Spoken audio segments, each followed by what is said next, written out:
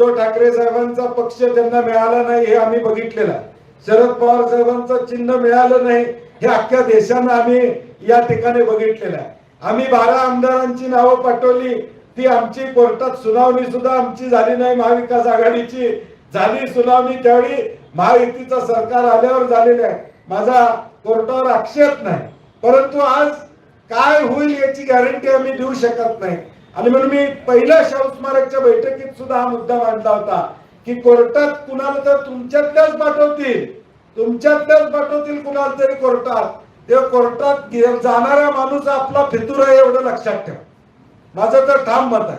छत्रपती शिवाजी महाराजांना देखील फितुरीला सामोरं जावं लागलं, छत्रपती संभाजी महाराजांनाही फितुरीला सामोरं जावं लागलं. तसं या शक्तीपीठात पण फितूर निघू नये ही काळजी आपण या ठिकाणी घेतो.